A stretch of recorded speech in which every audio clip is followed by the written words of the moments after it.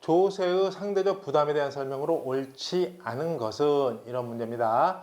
자, 수요와 공급이 탄력적일수록 조세 부과에 대한 사회적 후생 손실은 감소한다. 자, 이런 문제가 나왔는데 자, 여러분 여기에서 두세 가지 점을 한번 점도에 두고 해봅시다. 먼저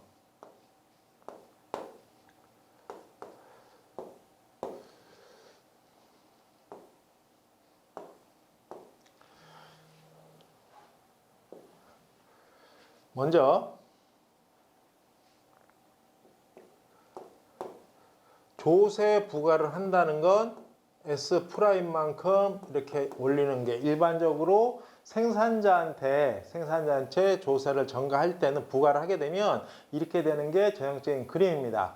이랬을 때 즉 여기에서 우리는 이 점에서 이 점으로 바뀌었을 때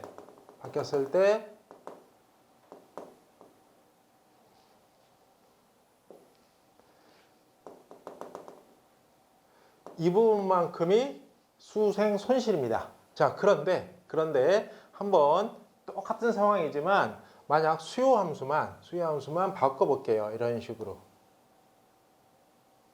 자, 바꾸면 공급이 그대로 있다고 했었을 때 어떻게 돼요? 여기에 제가 삼각형으로 표시한 이 부분 다른 색으로 칠해볼까요? 빨간색으로 칠해놓은 이 부분만큼이 어떻게 돼요? 훨씬 더 많아졌죠. 그러니까 결론은 뭐냐면 탄력적이 되면 즉 여기 보면 수요 함수가 더 눕혀질수록 탄력이라고 그랬잖아요. 탄력이 되면 될수록 이 부담은 어떻게 돼요? 후생 손실은 커지는 거죠. 그래서 후생 손실이 감소한다. 이 자체가 벌써 잘못된 내용입니다. 이거 하나 먼저 후생을 볼 때는 그래서 여러분이 이런 그림 하나를 기본적으로 사회적 후생에 대한 건 이런 식 분석 체계를 하나를 기억해 놓으셨으면 좋을 것 같고요. 자, 그 다음에 정가에 대한 부분들입니다. 정가에 대한 부분들은 이것도 하나를 기억했으면 좋을 것 같아요. 제가 그림을 좀 단순하게 다시 한번 그려놓고 한번 정리를 하나 해보도록 합시다. 자, P, Q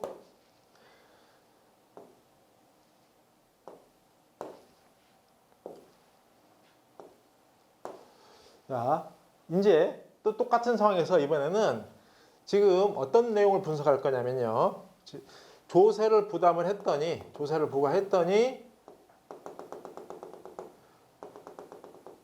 여기에 있는 이 부분이 소비자가 내는 돈이고요. 밑에 있는 이 부분이 생산자가 귀속되는 부분이에요. 귀속에 대한 문제가 많이 나오거든요. 이랬을 때 역시 마찬가지 이 그림을 한번 바꿔볼게요. 바꿔서 수요를 이쪽으로 그릴까요? 자, 이렇게 한번 바꿔볼게요.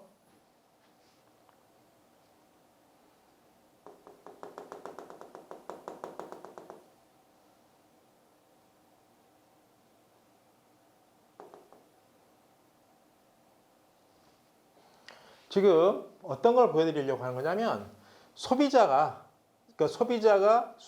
수요 함수부터 이 부분에 대한 게 여기 제가 동그라미 친 것만큼 증가를 하게 되죠. 즉 무슨 얘기냐면 비탄력적이 될수록 자기가 더 내는 거예요. 그럼 이제 이렇게 생각하면 돼요. 자, 탄력적이라는 건 뭐예요? 반응이 빠르다는 얘기죠. 소비자가 탄력적이다. 그럼 가격 올랐어? 빨리빨리. 근데 비탄력적이다. 움직임이 없어. 그럼 세금 부과는 누구한테 시켜요? 여우한테 시켜야 될까? 고모한테 시켜야 될까요? 무슨 얘기냐면 반응이 없는 사람들한테 막 시켜야 그래서 아무 불만 없이 낼 거 아니에요. 그러니까 비탄력적인 쪽이 부담이 커진다. 이렇게 여러분이 오히려 시험에 생각하면 쉽단 말이에요. 그래서 문제 볼 때 상대적으로 탄력적일수록 즉 수요가 탄력적이다. 그러면 소비자들은 탄력적이면 더 부담을 한다, 덜 한다? 덜 하는 거고요. 비탄력이면 더 하는 거예요. 이런 식으로 문제를 분석하시면 돼요. 이해하셨나요? 자, 지금 이 그래프는 이렇게 분석했지만 오히려 시험에서는 말로 기억하는 게 오히려 더 쉬울 수 있어요. 이 탄력성 문제는, 조세 부담 문제는. 즉 예컨대 비탄력적일 때 내가 세금을, 그러니까 반응이 없어. 그럼 정부가 막 세금을 때리는 거예요. 소비자가 그러니까 생산자가 비탄력이다. 더 그쪽이 전가를 하는 거고요. 소비자가 비탄력이다. 그쪽이 전가를 한단 말이에요. 여기까지 되셨죠? 자, 정리를 해보면 이제 수요가 완전 탄력이면 그럼 어떻게 말을 바꾸면 완전 돈 안 내면 생산자가 다 낸다. 뭐 이렇게 하는 거예요. 맞잖아요. 이런 식으로 수요가 공급에 비해서 상대적으로 탄력적일 때 소비자가 굉장히 예민하면 소비자는 거의 내지 않는다. 이런 식으로.